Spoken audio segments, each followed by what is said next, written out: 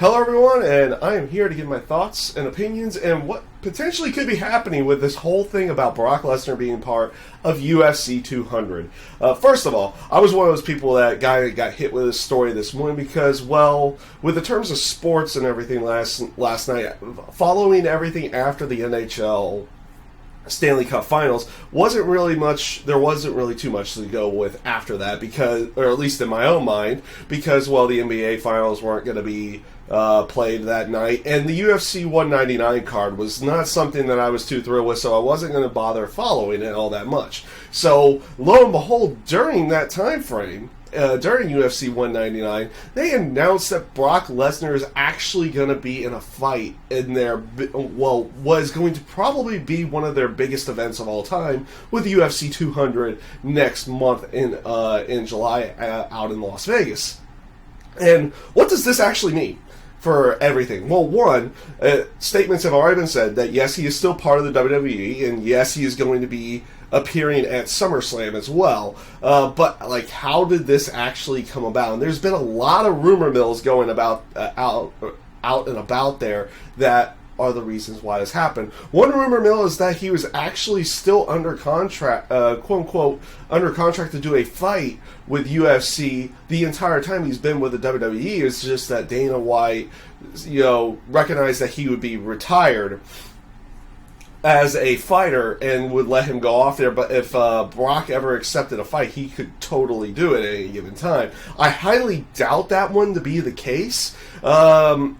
Even though you do know when like certain people retire, they keep their contracts, but they don't necessarily have to fulfill those particular obligations anymore. So I highly doubt that would be the case. I think that his contract became null and void, and he got released from it back when he retired from UFC the first time.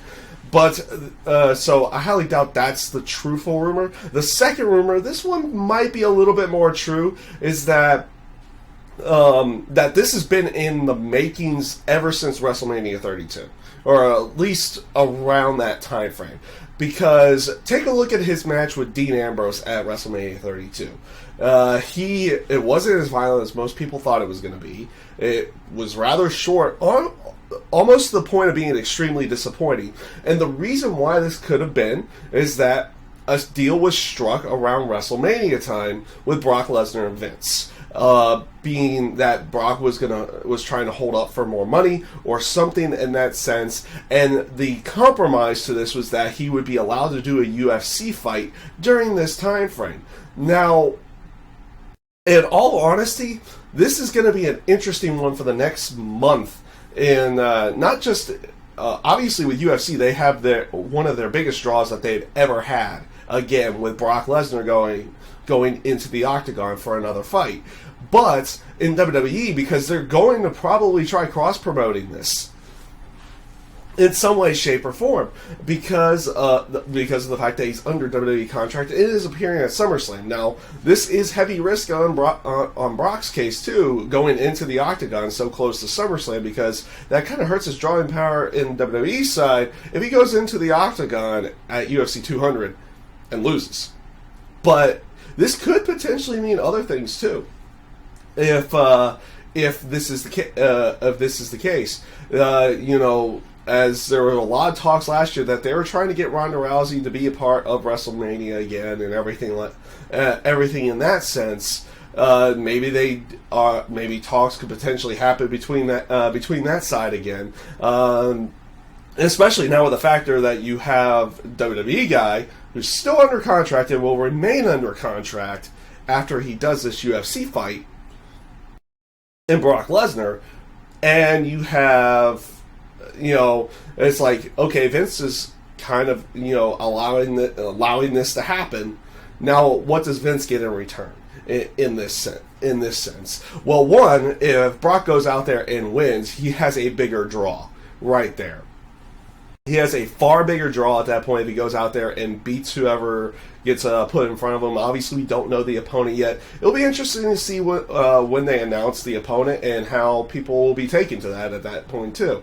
But does this mean that you could potentially get one of the other UFC guys to come in for a cross-promotion into the WWE side, whether it be at WrestleMania or SummerSlam or Survivor Series or anything in that sense? So, I mean, we'll see where everything goes with that. But this is definitely an interesting one to go down. It's one of those, like, this really is happening? Okay. Because, I mean, don't get me wrong, the UFC 200 card was already pretty stacked to begin with, though they had lost two of their other main draws, potential matches in there, with Rousey not being a part of the event and Conor McGregor not being a part of the event either in the terms of their potential fights in there, though they had the ladder already advertised but took it off the card because he wasn't going to do the promotional work at that time. So this just stacks the card a little bit more to go along with. I mean, the card was already good enough as a draw to begin with, but this just makes it even bigger and honestly makes me want to watch it just a little bit more. I was already considering watching UFC 200 to begin with because, you know, they're promoting it as a bigger event. It should be a really good one to watch. They had a good chunk of championship matches to go along with it, and this adding of this special attraction of Brock Lesnar coming back into the UFC octagon, it's like, okay, sold.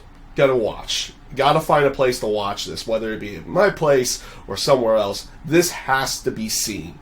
Seen to believe in that case. So that is just my thoughts and opinions on this whole situation with UFC 200 coming about and Brock Lesnar now appearing on there, not just in the terms of making an appearance in the arena, but going to actually be in a fight to begin with. So, again, I hope you guys enjoyed this video. I thank you guys for watching, and have a great day.